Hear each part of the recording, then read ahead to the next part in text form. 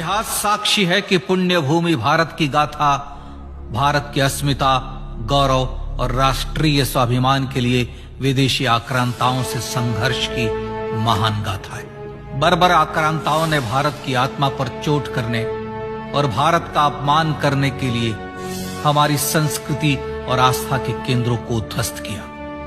सोमनाथ, काशी, मथुरा और अयोध्या के मंदिरों का तोड़ा जाना आज भी भारत की स्मृतियों में जीवित है। सन 1528 में अयोध्या में भगवान श्री राम के मंदिर का मुगल आक्रांता बाबर द्वारा तोड़ा जाना ऐसी ही एक अक्षम्य घटना थी जिसने सीधे भारत के सम्मान और आत्मा पर चोट की। कारण साफ था, अयोध्या के श्री राम के मंदिर पर आक्रमण भारत की आत्मा पर आक्रमण था। जहां हर भारतीय के रोम रोम में राम बसते हैं, वह भारत यह अपमान कैसे सहता। राम मंदिर पर आक्रमण भारत को आहत कर गया था। विदेशी हमलावर अपनी बर्बरता दिखाते गए और भारत अपने आत्म गौरव को फिर से पाने के लिए संघर्ष करता रहा। भारत रामलला के जन्म स्थान पर बाबर के नाम पर बने एक ढांचे को देखता और उसे हटाने का संकल्प लेकर शक्ति संजोया करता। हिंदू समाज आत्मसम्मान के रण में डटा रहा और लगातार हमलावरों द्वारा बनाए गए बाबरी ढांचे को हटाने के लिए लड़ता रहा। सरयू कई बार रक्त से लाल हुई। कभी स्थानीय शासकों ने तो कभी साधु संतों और राम भक्तों ने राम जन्मभूमि की मुक्ति के लिए अपने प्राणों की आहुति दी। 15 अगस्त 1947 को देश की आजादी के साथ सैकड़ों सालों से चले आ रहे इस संघर्ष में नई ऊर्जा और एक नया मोड़ आया। अचानक 23 दिसंबर 1949 को बाबरी ढांचे में श्री राम लला प्रकट हुए। हजारों राम भक्त दर्शन के लिए उमड़ पड़े। तत्कालीन प्रधानमंत्री पंडित जवाहरलाल नेहरू ने उत्तर प्रदेश सरकार को श्री राम लला को विवादित ढांचे से हटाने का आदेश दिया। उत्तर प्रदेश सरकार ने अयोध्या के कलेक्टर को यह काम दिया और यह निर्देश भी कि जरूरत पड़ने पर वे बल का प्रयोग भी करें। अयोध्या के कलेक्टर ने सरकार को उत्तर दिया कि यह नरसंहार के बिना संभव नहीं है और फिर भी वह ऐसा चाहती है तो किसी दूसरे कलेक्टर से यह काम करवा ले। परिणाम स्वरूप रामलला की मूर्ति वहीं विराजमान रही। विवादित ढांचे को बंद कर दिया गया। केवल पुजारी को सेवा अर्चना के लिए भीतर जाने की अनुमति थी। फिर भी राम भक्त विवादित ढांचे के बाहर से प्रभु श्री राम की आराधना करते रहे। भारत के हिंदू समाज के लिए चुनौतियां और बढ़ गईं। मामला अदालत में गया। विपक्षी दलों द्वारा अदालत में भगवान श्री राम के अस्तित्व पर सवाल उठाए गए। उनके अयोध्या में ही जन्म लेने का प्रमाण मांगा गया। भारत का जनमानस अब आहत हो उठा था। आजाद भारत में भी हिंदू समाज को अपनी आस्था और श्रद्धा के लिए संघर्ष करना पड़ रहा था। चुनौतियों के इस समय में सन 1984 में विज्ञान भवन दिल्ली में विश्व हिंदू परिषद ने धर्म संसद का आयोजन किया। इस संसद में देश भर के संतों ने राम जन्मभूमि की मुक्ति के लिए आह्वान किया और राम जन्मभूमि मुक्ति यज्ञ समिति का गठन किया। धर्म संसद ने राम जन्मभूमि की मुक्ति और वहां भगवान श्री राम के भव्य मंदिर बनाने के भारत के जनमानस के संकल्प को फिर से दोहराया। विश्व हिंदू परिषद के नेतृत्व में मंदिर निर्माण के लिए पूरे देश में अभूतपूर्व आंदोलन की शुरुआत हुई। सन 1989 में विश्व हिंदू परिषद द्वारा गांव-गांव से रामशिला पूजन करके अयोध्या भेजी गई। 2,75,000 गांवों से रामशिलाएं अयोध्या पहुंची। भव्य राम मंदिर के शिलान्यास का निर्णय हुआ।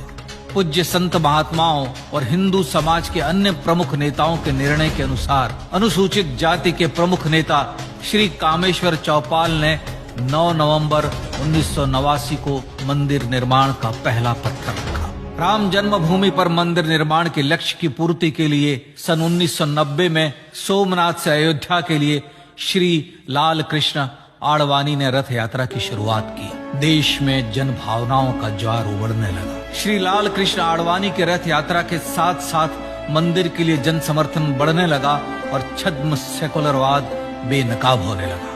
इस जन आंदोलन को रोकने की तमाम कोशिशें हुई पर सब व्यर्थ हुई। विश्व हिंदू परिषद ने देशवासियों से अयोध्या में जन्मभूमि पर मंदिर निर्माण के लिए 30 अक्टूबर और 1 नवंबर 1990 को कार सेवा का आह्वान किया। परिणाम स्वरूप लाखों राम भक्त कार सेवा के लिए देश के कोने कोने से अयोध्या आए। इससे देश की एकात्मता का विराट दर्शन हुआ।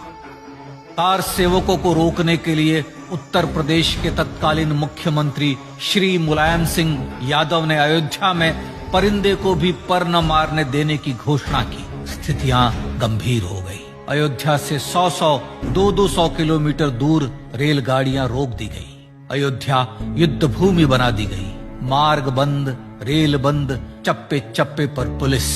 अयोध्या सैनिक छावनी में बदल गई। राम के गीत गाते, होठों पर हंसी और पांव में छाले लिए राम काज के लिए राम भक्त देश विदेश से अयोध्या पहुंच गए।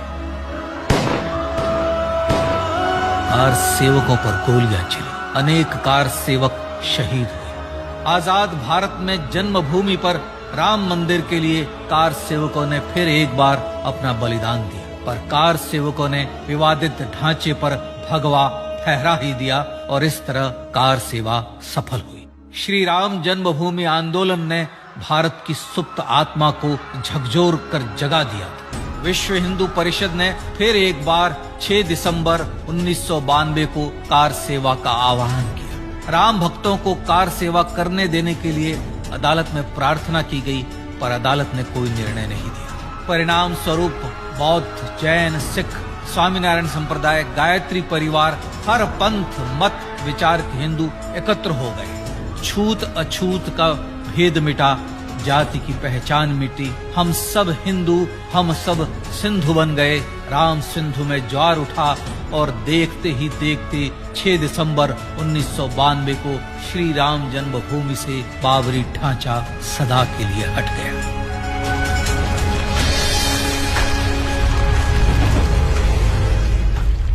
यह क्षण शौर्य, न्याय और सत्यमेव जयते का क्षण था। यतो धर्मस्ततो जय का क्षण था। पर संघर्ष की गाथा यहां जाकर भी नहीं रुकी। छद्म सेकुलरवादियों द्वारा भारत और भगवान श्री राम के इतिहास को झुठलाने के लिए अदालतों में चुनौतियों का सिलसिला चलता रहा, जो 1950 से चल रहा था। पर सत्य को तो जीतना ही था। आखिरकार देश के सर्वोच्च न्यायालय के 5 जजों की खंडपीठ ने 9 नवंबर 2019 को ऐतिहासिक निर्णय दिया और यह कहा कि अयोध्या जन्मभूमि परिसर की पूरी 67 एकड़ भूमि रामलला की, और न्यायालय ने भारत सरकार को जन्मभूमि पर मंदिर बनाने के लिए एक ट्रस्ट बनाने का आदेश दिया।